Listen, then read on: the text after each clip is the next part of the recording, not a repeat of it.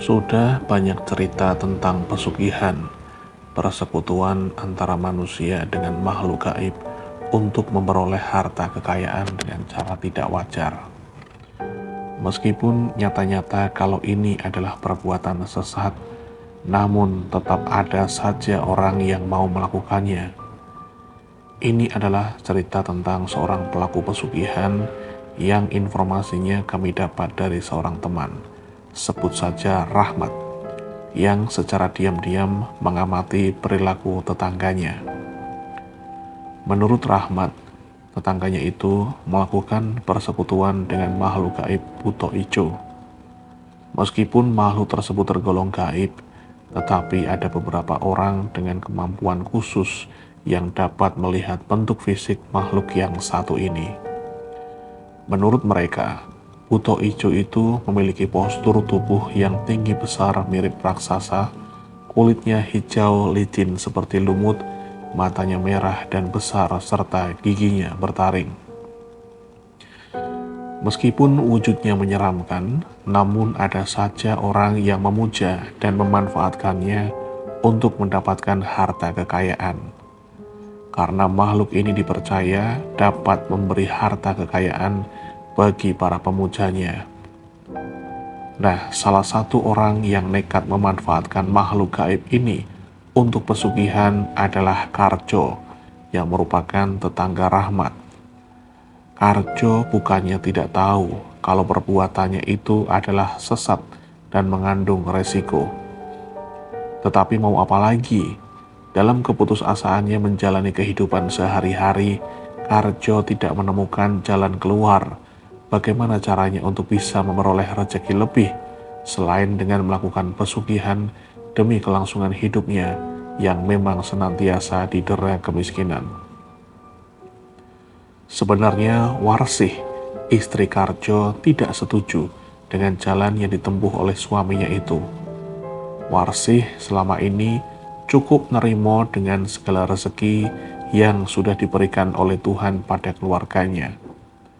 Baginya, sudah bisa makan setiap hari saja sudah cukup, dan masih beruntung karena kedua anak lelakinya masih mau membantu mencari uang tambahan untuk membiayai sekolahnya sendiri.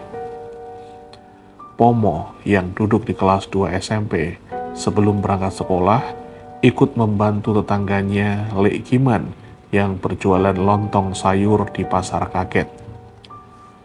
Sedangkan Tarman yang masih duduk di kelas 5 SD pagi-pagi sudah berada di perempatan lampu merah menjajakan koran. Sedangkan Karjo sehari-hari bekerja sebagai kuli pemecah batu di lereng Bukit Camang. Ini perbuatan sesat, Pak Neh, ucap Warsih saat mengetahui dari mana asal sekepok uang yang diserahkan suaminya malam itu. Memang 3 malam Karjo menghilang.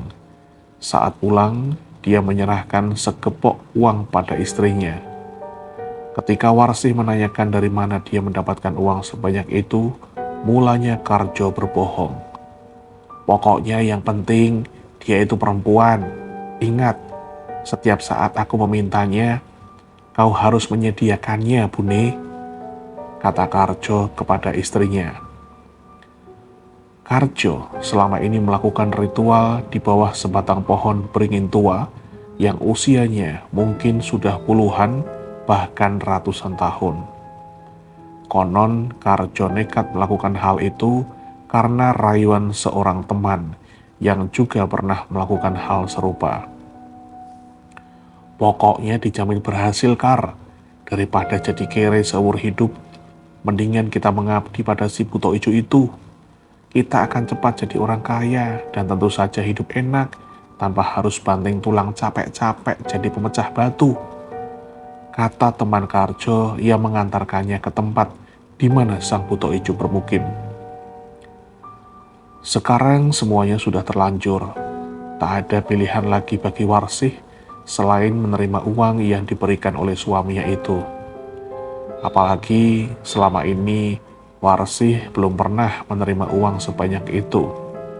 Setiap hari paling dia cuma menerima 2 atau 3 lembar uang puluhan ribu dari suaminya itu. Uang pemberian Karjo dipergunakan Warsih untuk usaha membuka warung Tegal. Anehnya, meskipun tempat dia berjualan kurang strategis, tetapi baru saja beberapa hari berjualan, pengunjungnya sudah membludak. Ada yang sengaja makan di sana, dan ada juga yang sengaja membeli untuk dibungkus dibawa pulang. Tak heran kalau dalam waktu singkat, warung Bu Warsih sudah berubah permanen. Karjo yang sekarang punya uang banyak sengaja membeli tanah dan membangunnya. Saking ramainya, kini Bu Warsih mempekerjakan seorang gadis dari kampungnya untuk membantunya bernama Turah. Adalah markasan seorang pengangguran yang kini memperoleh kerjaan tanpa harus melamar. Dia jadi tukang parkir liar di depan warung Bu Warsih. Setiap hari, markasan mangkal di depan warung makan Bu Warsih mengatur kendaraan yang keluar masuk. Tetapi ada satu hal yang membuat dirinya merasa heran, karena setiap bulan pada hari Jumat ketiga, warung Bu Warsih selalu tutup. Sebenarnya markasan ingin bertanya kepada Bu Warsih, tetapi dia merasa segan karena dia merasa bukan haknya untuk mencampuri urusan orang lain. Akan halnya Karjo dan istrinya, pada setiap hari Jumat ketiga setiap bulan sengaja menutup warungnya karena melakukan ritual rutin, yaitu menemui sang buto ijo. Pasangan suami istri itu seperti biasanya membawa sajen berupa ayam bekakak dan 1 baskom besar ketan hitam dan ketan putih yang sudah dimasak, kembang 7 warna, kemenyan Arab, dan tak lupa air minumnya berupa wedang jahe. Tetapi tak biasanya buto ijo yang selama ini selalu gembira menyambut Karjo. Kali ini dia marah sekali karena ternyata sajen yang diberikan itu tidak sesuai dengan janji Karjo. "Hei manusia, 2 orang pengikutku sudah memberi aku tumbal berupa gadis muda. Tapi kau sendiri belum pernah. Saat ini birahiku sedang naik.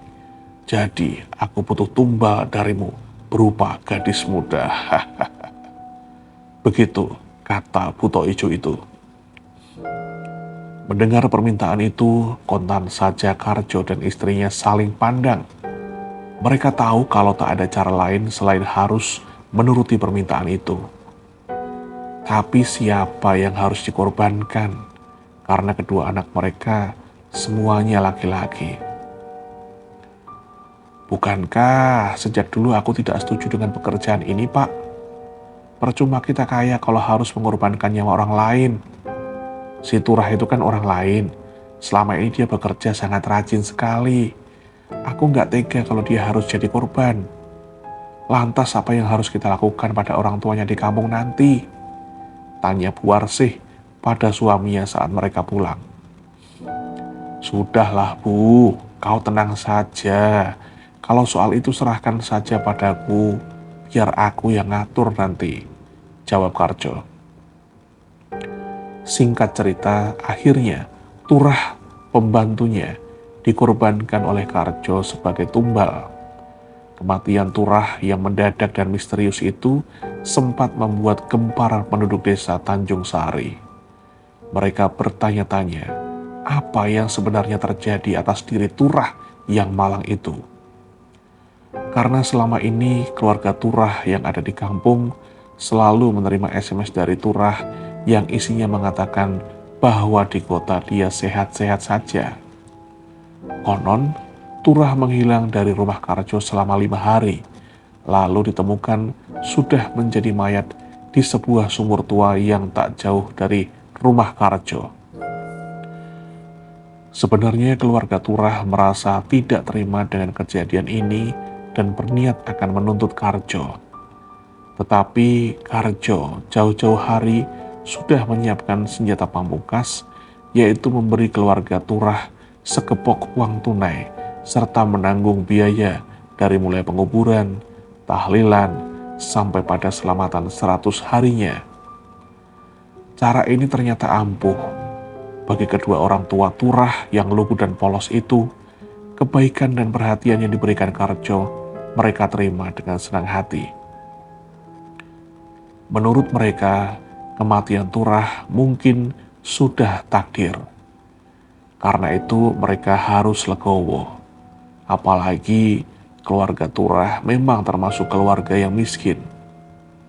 Ya, Karjo telah berhasil dengan tipu muslihatnya menipu keluarga Turah. Dengan demikian, dia merasa aman karena perbuatan jahatnya tidak sampai terbongkar. Tetapi tidaklah demikian halnya dengan Warsih. Sejak peristiwa kematian Turah, dirinya selalu resah. Dia selalu dikejar rasa bersalah yang teramat besar. Dia khawatir kalau perbuatan suaminya itu sampai terbongkar dan diketahui oleh keluarga Turah yang ada di kampung. Apalagi akhir-akhir ini, Warsih sering bermimpi didatangi Turah dan dia menanyakan apa salah dan dosanya hingga dijadikan sebagai korban oleh kedua majikannya itu. Karena sudah tak tahan, malam itu Warsih menuntut suaminya. "Pak nih, pokoknya ini harus dihentikan. Aku tidak mau kalau nanti sampai jatuh korban lagi. Buat apa kita hidup di atas penderitaan orang lain?" tuntut Warsih. Tentunya Karjo jadi kaget sekali mendengar ucapan istrinya itu. "Mana mungkin aku berhenti," ucap Karjo. Tentu saja Karjo tidak rela kalau harta yang sudah dimilikinya selama ini akan hilang. Dan dia akan kembali jadi kere, kembali bekerja sebagai buruh pemecah batu. "Jadi maksud Bune supaya kita kembali jadi miskin, gitu?" jawab Karjo dengan nada marah. "Ya tidak apa-apa miskin Pane, bagiku lebih baik hidup miskin tapi tentram daripada kaya tapi harus mengorbankan nyawa orang lain. Aku takut bagaimana nanti kalau rahasiamu itu terbongkar. Lantas bagaimana nasib kedua anak kita? Mereka pasti menderita akibat ulahmu," kata Warsih tak kalah jengkelnya. Karjo terdiam. Timbul rasa cengahnya mendengar omelan yang diucapkan oleh istrinya itu. Kini terjadi pergulatan batin di diri Karjo. Dia benar-benar bingung menentukan pilihan.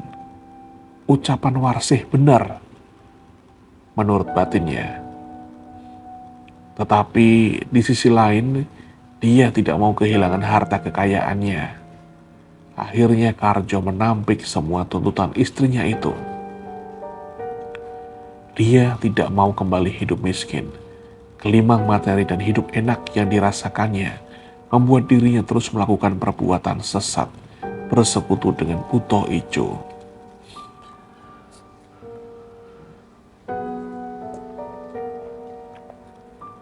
Dan nikmat dunia semakin membuatnya terlena hingga lupa kalau sudah saatnya dia harus kembali menyerahkan tumbal berikutnya. Jangankan memberikan tumbal nyawa manusia, bahkan untuk mengantarkan sesajen rutin setiap malam Jumat ketiga saja sudah dia lupakan. Hal ini tentu saja membuat makhluk peliharaannya itu jadi marah.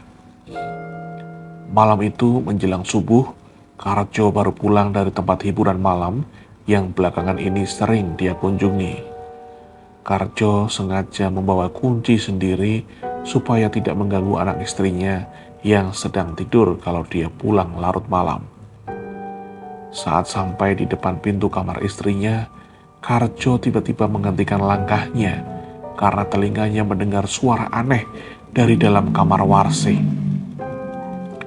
Dia mendengar seperti ada suara desahan dan suara ranjang yang berderak-derak. Terdorong rasa ingin tahunya, perlahan Karjo mendorong pintu kamarnya yang ternyata tidak dikunci. Dan astaga, Mata Karjo membelalak. Dia seakan tidak percaya pada penglihatannya. Di atas ranjang yang bergoyang, dilihatnya Warsih sedang menggeliat-geliat sambil mulutnya mendesah-desah, layaknya perempuan yang sedang dilanda kenikmatan birahi. Tetapi adegan itu tidak berlangsung lama. Sesaat kemudian, Warsih menggelepar seperti ayam dipotong, kemudian tubuhnya mengejang dan kaku. Karjo kontan menjerit histeris memeluk istrinya. Dia mencoba membangunkan istrinya seraya mengguncang-guncang tubuh Warsih berulang kali. Tetapi Warsih sama sekali tak bergerak. Tubuhnya mulai dingin dan semakin kaku. Lagi-lagi Karjo berteriak histeris meminta tolong.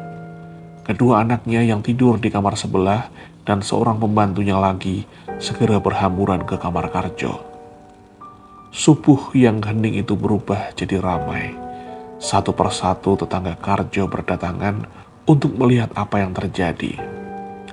Anehnya, setelah menyaksikan kejadian itu, sikap warga ternyata berbeda-beda. Ada yang menanggapi kejadian itu dengan mengucap istighfar, ada yang memandangnya biasa, ada juga yang memandangnya iba, tetapi ada juga yang memaki-maki. Rasain, itulah akibatnya kalau orang melakukan pesugihan. Sekarang istrinya sendiri yang jadi korban. Maki Markasan, si tukang parkir yang dulu ternyata pernah naksir Turah.